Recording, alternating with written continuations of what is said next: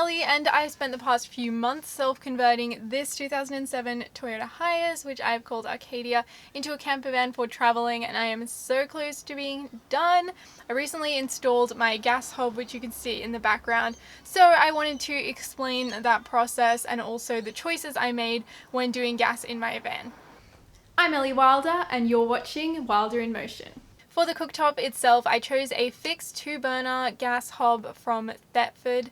I've got heaps of bench space, as I went through in one of my earlier videos, so I didn't have a problem with having it fixed. I also wanted to go with gas in case I had unreliable electricity, which I do right now, so the gas is always going to be there as another option if my electricity does go out. I will hopefully be having my electrics video coming up very soon when it all gets sorted. And of course, having 2 burners just gives me the option to cook multiple things at a time. Thetford makes a variety of camping products. They do have quite the range of stove options. I decided to go with this one because it looks the most sleek and modern and like a normal stove that you would find in a house, and I want my van to feel like a tiny little home. Setting the stove in the counter was fairly straightforward. They don't provide a template though, so I did kind of have to make my own and just cut it a little bit smaller than I thought and then make it larger from there. So I cut a hole using a jigsaw based off my template and then drilled 4 holes in the corners that correspond with the anchors in the stove. And then the stove just sits on top there, and these little wing nuts screw in on the underside of those anchors and hold everything in place. Now the gas inlet is in kind of a strange position on the underside of this. I didn't think I had that thick of a bench top, but actually the inlet was higher than the bottom of my bench top, and it was set very far back and it wasn't flexible, and that meant that I couldn't actually access the inlet. I had to kind of cut at an angle another bit into the bench top so that I could screw into the inlet.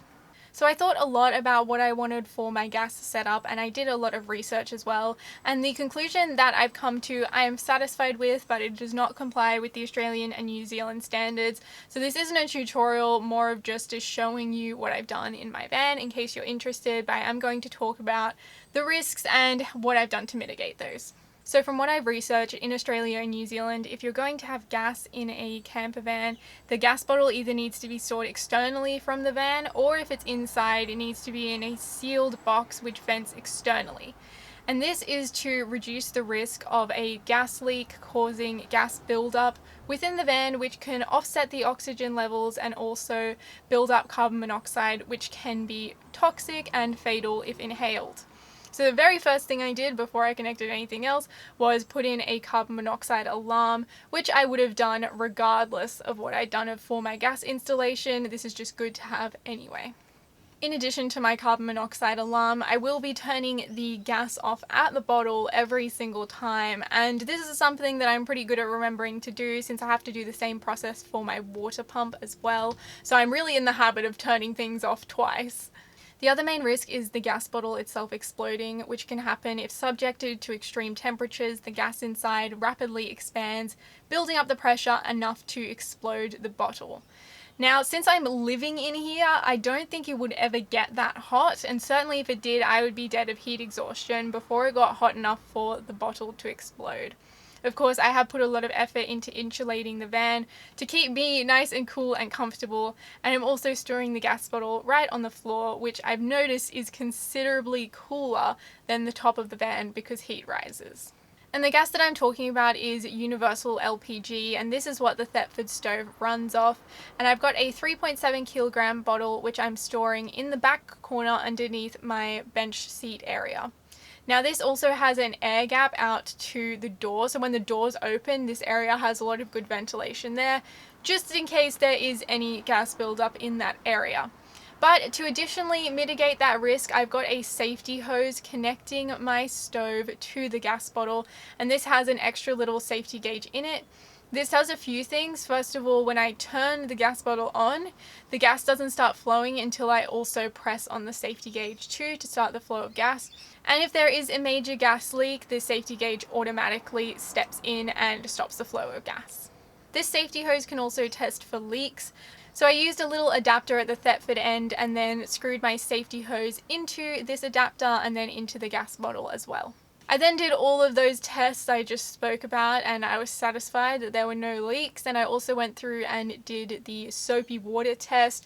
And then of course it was time to test the stove itself. Now I don't have an electric spark, so I just use a match to light at the stove top. And to keep my gas bottle in place on the floor, I've set it on some non-stick mat and then also made a clip to tie around it, and this holds it in place while I'm driving. And I can confirm I've already had success using this stove. I've so far made rice and pancakes on it to great effect. So that's the gas installation that I went with. As I said, it doesn't comply with the Australian New Zealand standards and it should be fitted by a qualified gas fitter. However, I sleep easy at night because I turn the gas off at the bottle, so there's very low chance of leaking. Plus I have my safety hose, plus I have my carbon monoxide alarm. I hope you found this interesting. I just wanted to let you guys in on what the next step of my van journey was, and maybe this is even legal in the country that you're in if you're embarking on a van conversion yourself. I will be having the electrics video coming up very soon, which I have actually had done by a qualified electrician, which is ironic because I've had far more problems with my electrics than my gas, but hopefully it will all be sorted soon and I can take you through everything that went wrong and how it eventually got fixed. But if you don't want to miss that, then be sure to like, subscribe, I'll see you next time.